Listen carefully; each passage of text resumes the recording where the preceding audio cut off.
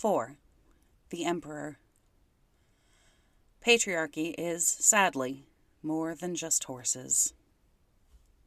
When it comes to dads, mine is the best of the best. He loves me unconditionally, he would do anything for me, and he loves my friends and treats them like they are family. We have been through a lot together, obviously, if you have read or listened to my previous posts, and we are truly the best of friends. When I think about the Emperor, who is usually an archetypal dad character, it's difficult for me to equate him with my own father. The Emperor is strict, lawful, orderly, and cold. Quite the opposite of our Empress from last time. When the Emperor comes up, you might be in the midst of reparenting your inner child from having overly strict parents, or perhaps working with a boss that is too rigid for your sparkly ideas.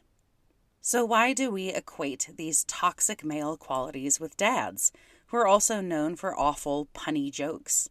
Well, the short answer is patriarchy. But what even is the patriarchy? The Barbie movie summed it up as horses, beer, and mansplaining the Godfather. Yet patriarchy and patriarchal structures inform so much of our daily lives that sometimes we forget what it actually means. In my fall semester, I was introduced to the terms matrilineal and matrifocal, which were largely used in lieu of matriarchal in our readings and class discussions. It hadn't occurred to me that the opposite of patriarchy would not be matriarchy because the archy part of the word implies rule or control. For a society to be matriarchal, that means that we are enforcing a second-wave feminist paradigm of one-to-one equality that results in women as the dominant gender. Women CEOs, women politicians, women war generals. While representation matters, and we certainly want to see women flourish and thrive in positions of power, it is my opinion that matriarchy is not necessarily the opposite of patriarchy. In fact, all this swap does is take us from same old oppressor to interesting new oppressor. For instance, we know from people like Sarah Palin, Marjorie Taylor Greene, and Amy Coney Barrett that women in power do not necessarily prioritize the needs of women or other marginalized groups. In fact, they can justify misogyny even more thoroughly because they identify as women. Not to keep using the Barbie movie as an example, but spoiler alert for a movie that made $1 billion last year, so you've probably seen it. The one-to-one reality that the Barbies and Kens and Alan live in does not do anything for the men at all. It leaves them feeling the need for justice and equity to be able to see themselves in their own society. This is where the Emperor and his steadfast commitment to structure really comes to bite us. Because we only know a society built by patriarchy, we only know how to topple it by becoming it. But what would it look like to strive for this matrilineal, matrifocal reality?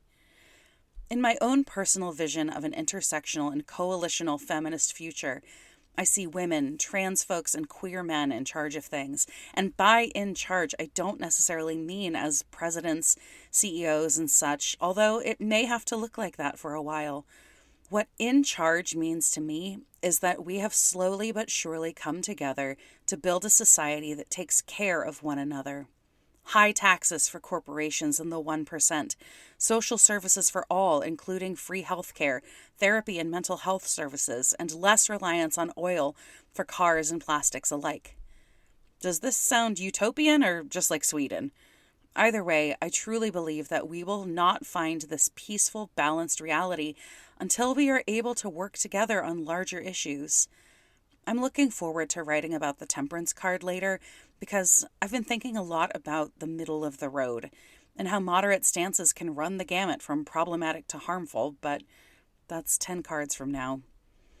I have been working on this piece for a while now, but am finishing it on Father's Day in the United States. My father, as I mentioned, is one of the kindest and most generous humans on earth. And he, too, has been a victim of the patriarchy and toxic masculinity. Many men think that a matrifocal, matrilinear society means erasing men and masculinity because they are thinking about a matriarchy or being treated the way men have historically treated women and marginalized genders. Most feminists, myself included, disagree with that sentiment. What the Emperor is here to do is to take a fatherly hand to our shoulder and say, I hear you. Now what are we going to do about it? Without that energy to balance the motherly Empress, we might not receive the boost of confidence we need to carry on.